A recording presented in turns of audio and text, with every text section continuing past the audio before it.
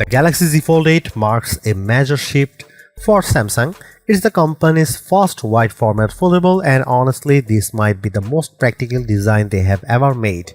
You are getting something that feels noticeably lighter and more compact in your pocket, but when you unfold it, you still have that large immersive 7.6-inch display that's bright, sharp and ideal for content consumption. The 5.5-inch cover display is wider this time, which makes a real difference. It's far more comfortable for everyday tasks, whether that's scrolling TikTok, replying to messages, or typing with two hands without feeling cramped.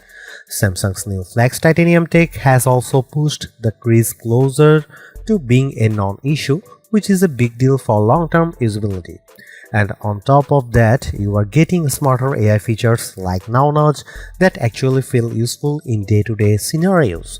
That said, there are trade-offs. The biggest one, no telephoto zoom, and depending on how much you rely on that, it could be a deal breaker. It's wide, it's a little unconventional, and yeah, I kind of want one. Samsung is launching two book-style foldables in 2026, but the Galaxy Z Fold 8 is easily the one I choose to carry. And that comes down to one key reason: it looks and feels completely different from anything Samsung has done in the past 7 years of foldables. This design is all about being compact and lightweight, almost passport-like in footprint, but paired with noticeably wider front and inner displays. The result is a foldable that feels purpose-built for consuming content, whether that's video, social media, or reading. What's interesting is that the Fold 8 still inherits several high-end features from the more expensive Fold 8 Ultra that includes Flex Titanium for reducing the crease, a higher capacity silicon carbon battery, and an anti-glare coating on the display. Of course, hitting the $1,899 price means compromises. You are losing the telephoto lens and there is no flex mode this time around. But even with those trade-offs, I can already see a lot of people gravitating towards this design. Here are my hands-on impressions so far. Samsung is officially launching the Galaxy Z Fold 8 on August 7 with pre-orders opening today, July 22. Pricing starts at $1,899 for the base model with 256GB of storage and 12GB of RAM. If you want more storage, the 512GB version jumps to $2,099 and the 1TB model along with 16GB of RAM comes in at $2,499. The first thing that stood out to me when I picked up the Galaxy Z Fold 8 was just how light it feels. At only 201 grams, this is officially the lightest book-style foldable Samsung has ever made. And that's impressive considering the Fold 7 was already relatively light at 215 grams. Then there is the front display. It's noticeably wider, which immediately makes the phone feel less cramped compared to the previous designs and even compared to the Fold 8 Ultra. When you unfold it, the 7.6-inch main display feels more natural for video and multitasking with reduced black bars that make better use of the screen. Samsung also refined the physical design in subtle but meaningful ways. The side frame now has precision machined grooves that make opening the device easier and more comfortable. And if you have always been bothered by the crease, this is one of the biggest improvements. Flex Titanium significantly reduces its visibility and feel. Durability-wise, Samsung claims up to 500,000 folds, which is something I actually saw demonstrated ahead of launch in Korea.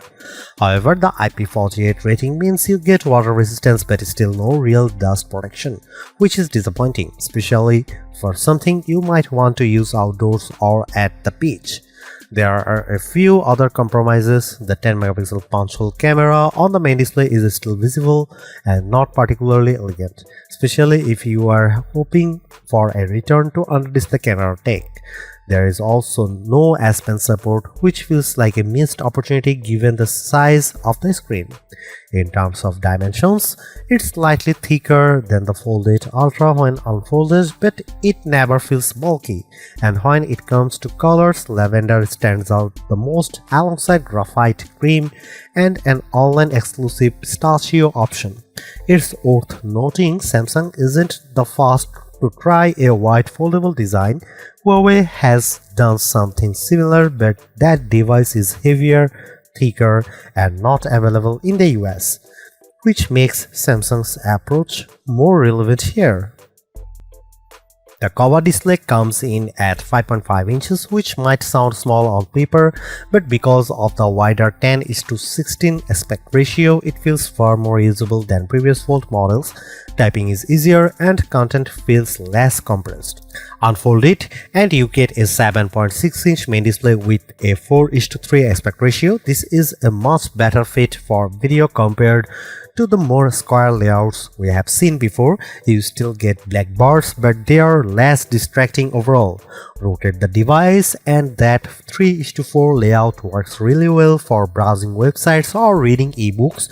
It's a surprisingly versatile screen. One issue I noticed is the keyboard.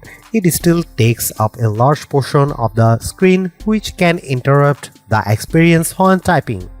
Brightness is another big upgrade. The Fold 8 reaches up to 3000 nits, making it the brightest display Samsung has put on a phone so far. In fact, during my testing, I had to lower the brightness just to properly capture footage. Samsung also added an anti-glare coating, which should significantly improve outdoor visibility in direct sunlight. One thing missing, though, is the privacy display feature from the S26 Ultra series, which would have been a nice addition for protecting on-screen content in public. Samsung is finally using silicon carbon battery technology in the Fold 8, which allows for higher capacity without increasing size. You are getting a 4800 mAh battery, up from 4400 mAh in the Fold 7 despite the more compact design. Charging speeds have also improved. Wired charging jumps to 45 watt, which should get you to around 69% in 30 minutes. Wireless charging increases to 20 watt as well. However, there is still no built-in magnetic system like MagSafe. You'll need a compatible case for that, which feels like a missed opportunity.